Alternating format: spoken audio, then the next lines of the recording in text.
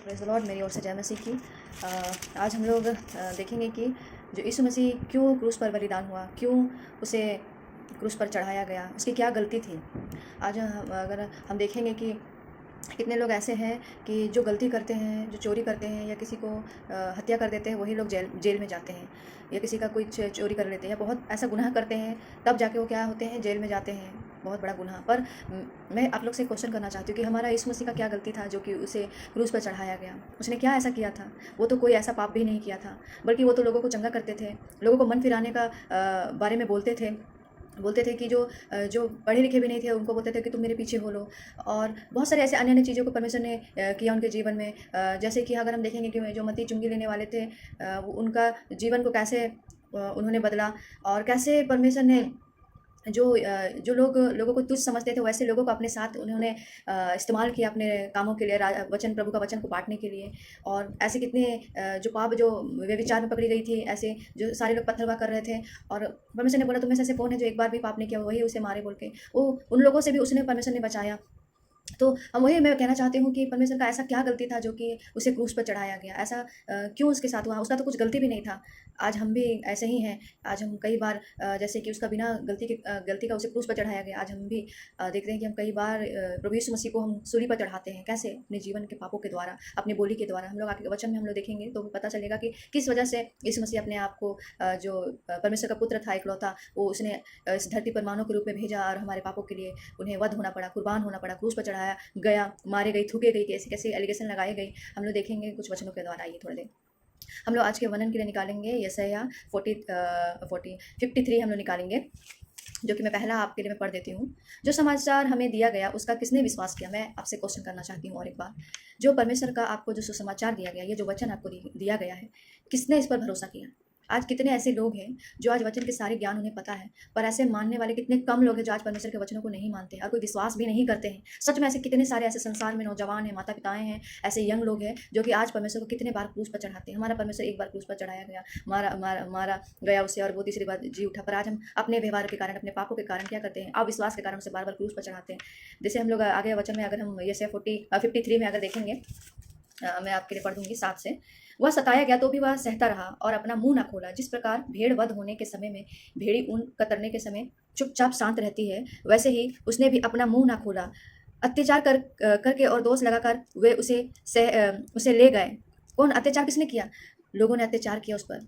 दूसरों का पाप का जैसे कि हमारे पापों के कारण उसको दोष लगाया गया। उसका कुछ गलती था जो उसे क्रूस पर चढ़ाया गया? यीशु मसीह को कुछ भी गलती नहीं था। प्रिय, अगर हम बाइबल में पूरा कहीं ढूंढ के देख लिए, उसके बारे में कहीं भी इतिहास में देख लें, तो उनका कुछ भी गलती नहीं था। वो क्या करते थे? दूसरों को क्षमा करते थे, पापों से मन फिराने का मौका देते थे, बपतिस्मा लेने के लिए बोलते थे, और बोलते थे कि मैं तुम्हें नया मन दूंगा, नया हृदय दूंगा। उनके पापों को क्षमा करते थे, अंधों को आंखें दी, लंगड़ों को पैर दी। ऐसे कितने आश्चर्य कर्मों को परमेश्वर ने किया, पर भी लोगों ने क्या किया? उसे क्रूस पर चढ़ा दिया। जैसे भेड़ी को वध कर जो भेड़े होते हैं उनको ऊन कतरने के समय वो कैसे चुपचाप रहते, वैसे यीशु मसीह को जब क्रूस पर चढ़ाया गया तो उसने एक शब्द भी नहीं बोला। जब उसे कांटों का ताज पहनाया गया था तो उसने एक शब्द भी नहीं बोला कि क्यों मुझे पहना रहे हो। जब उसे थप्पड़ मारा गया, जब उसे कोड़े मारे गए, तो उसने एक शब्द नहीं बोला। किसके लिए? हमारे लिए और आपके लिए, मेरे लिए और आपके लिए। तो भी हम लोग बार बार उस प्रभु को क्रूस पर चढ़ाते हैं अपने व्यवहारों के कारण, अपने पाप के कारण।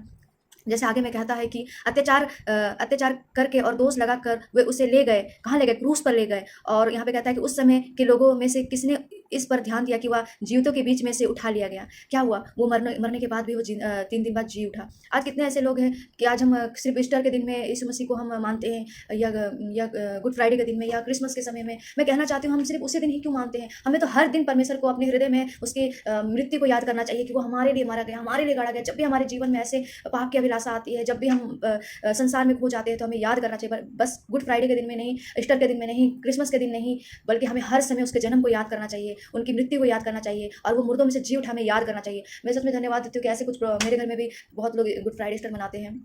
तो मुझे लगा, मैं प्रेयर ही कर रही थी कि प्रभु मुझे ये गुड फ्राइडे ईस्टर में नहीं जाना, मैं इस चीज़ों को नहीं मानती हूँ। क्योंकि हम हर दिन परमेश्वर को अपने जीवन में कई बार हम अपने हृदय में रखे रहते हैं। हम कई पाप नहीं करते। क्यों नहीं पाप करते? क्योंकि हम अपने जीवन में परमेश्वर की कुर्बानी को याद करते हैं कि उसने मेरे पापों के लिए अपने आप को बलिदान दिया, उसने मेरे लिए कांटों का ताज पहना, उसने मेरे पापों के लिए थप्पड़ खाए, उसको क्रूस पर चढ़ाया। इसलिए हर दिन मैं याद करती हूँ, और कई बार पापों से मन फिराती हूँ। हर दिन, एक दिन नहीं, ईस्टर के दिन नहीं, ना कि गुड फ्राइडे के दिन नहीं, ना कि क्रिसमस के दिन नहीं, बल्कि हर दिन उसको मैं याद करती हूँ। तो मैं वैसे ही कह रही थी कि प्रभु मैं ये कब्र पर ये ईस्टर को मैं नहीं मानती हूँ। प्रभु मैं नहीं जाना चाहती। जानती हूँ, मेरे घर में बोल रहे थे कि चलो बोल के, और सच में मेरी प्रार्थना को परमेश्वर सुना और सच में एक स्वर्गदूत के तरह परमेश्वर ने मुझे उत्तर दिया।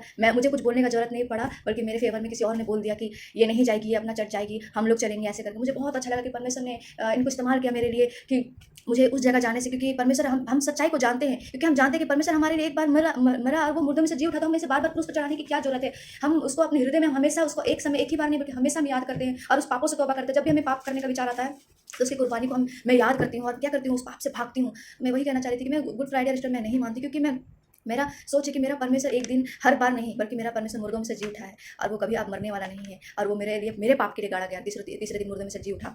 इसीलिए मैं वही कह रही थी, और ऐसा परमेश्वर ने अपने मेरी प्रार्थना को सुना और मुझे उस जगह में नहीं जाने का, वहाँ पे ऐसे पार्टिसिपेट लेने का मुझे वैसा अवसर नहीं मिला। मैं बहुत धन्यवाद दी कि परमेश्वर ने मुझे उस बातों से मुझे निकाला, और मुझे परमेश्वर ने ऐसे कोई काम करने नहीं दिया जो उसके खिलाफ है। खिलाफ नहीं, क्योंकि मुझे पता है कि जो सच्चाई, हम सच्चाई जान के भी क्यों हम उसे करना है, क्या हम नहीं जानते कि हमारा परमेश्वर मर्दों में से जी उठा है, तो बार बार हमें क्यों उसे क्रूस पर चढ़ाने की जरूरत है।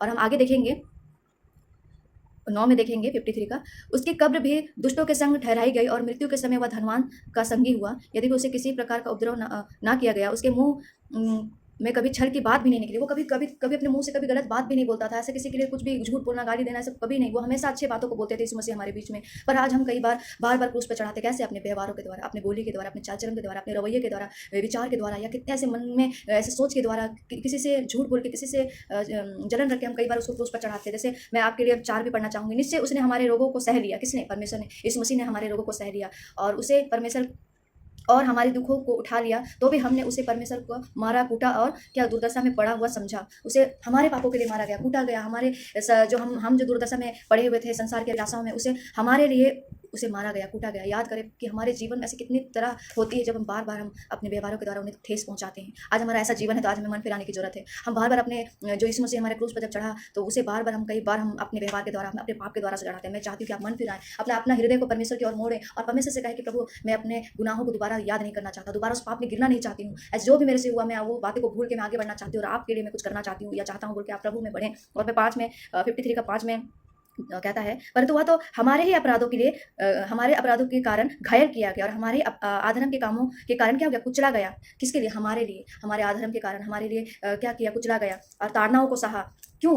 ताकि हम एक उद्धार जीवन जी सके। प्रियो, यहाँ पे आगे में कहता है कि हमारे लिए ताड़ना सही, सब कुछ सहा। क्यों? हमारे लिए शांति के लिए, हमें पापों से तौबा करने के लिए, हमें मन फिराने के लिए, हमें एक नया जीवन देने के लिए। कोई है कि ऐसा कोई है जो हमारे लिए अपना प्राण को दे बिना बेनिफिट के लिए? पर हमारा परमेश्वर इतना हमसे प्यार करता है, वो हमें देखना चाहता है, जो हमारे लिए उसने स्वर्ग तैयार किया है। वो चाहता है कि हम सारे लोग उसकी राहों पर चले, एक उद्धार जीवन। मैं कहना चाहती हूँ, अगर आप कितने बार ऐसे आप देखेंगे कि कई बार आप पाप नहीं करेंगे बोलते हैं, पर उसी समय आपको ऐसा जीवन में आता है कि पाप करने का मन करता है, और आप जब वो पाप को कर लेते हैं तो क्या खुश हो रह पाते हैं कि मैंने पाप कर लिया, मैंने पाप कर लिया? क्यों नहीं खुश रह पाते? जब आप तो अपने मन से ही पाप करते हैं, क्यों नहीं? क्योंकि आपको कहीं ना कहीं पता है कि ये चीज़ परमेश्वर को पसंद नहीं है। उसी तरह शैतान हमें उस लालच को देता है, प्रलोभन को देता है कि कर लो पाप, कुछ नहीं होगा। आज क्षमा मांग लोगे तो आप कितना बार क्षमा मांगोगे? मैं यही कहना चाहती हूँ, परमेश्वर आपके लिए एक बार बलिदान हो चुका है, बार उसे बलिदान मत चढ़ाइए। एक बार आप बार जाके हर सिर्फ क्रिसमस में, ईस्टर में, गुड फ्राइडे में जाके सिर्फ ईस्टर, ये गुड फ्राइडे को आप परमेश्वर को फूल चढ़ाते हैं, उससे कुछ नहीं होगा। अगर फूल चढ़ाना है या कुछ भी करना है, तो अपने हृदय को आप संवारें, अपने जीवन को बदले, उसके मार्गों पर चले। हर दिन आप अपने आप को ऐसा याद करें कि प्रभु, आप मेरे लिए अपने आप क्रूस पर चढ़ाए, आपने मेरे लिए कांटों का ताज पहना, आपको मेरे लिए आपके चेहरे पर थूका गया, आपको मारा गया, आपके हाथों पर कीले ठोके गए। मैं यही कहना चाहती हूँ, आप उसकी कुर्बानी को कभी व्यर्थ मत जाने दें। अपने हर एक चीज़ों से, अपने बोली से, चाहे अपने व्यवहार से, अपने चाल चलन से, अपने कैरेक्टर से परमेश्वर को आप अपने जीवन में क्रूस चढ़ाने से बचें। कई बार हम उसको क्रूस पर चढ़ाते हैं। मैं यही कहना चाहती हूँ, आप प्रभु को याद करें, उसकी कुर्बानी को कभी वेस्ट ना जाने दें। वो क्यों सताया गया याद रखें, वो हमारे लिए सताया गया। उसे क्यों मारा गया, क्यों उसे थूका गया, क्यों उसे कांटों का ताज पहनाया गया? हमारे लिए यीशु मसीह को हमारे लिए इस जगत पे भेजा गया, ताकि हम उद्धार जीवन जी सके, अच्छा जीवन जी सके, शांति जीवन जी सके। मैं यही कहना चाहती हूँ प्रियो, जो समाचार हमें यहाँ 53 का 1 में कहता है, जो समाचार हमें दिया गया है उसका किसने विश्वास किया?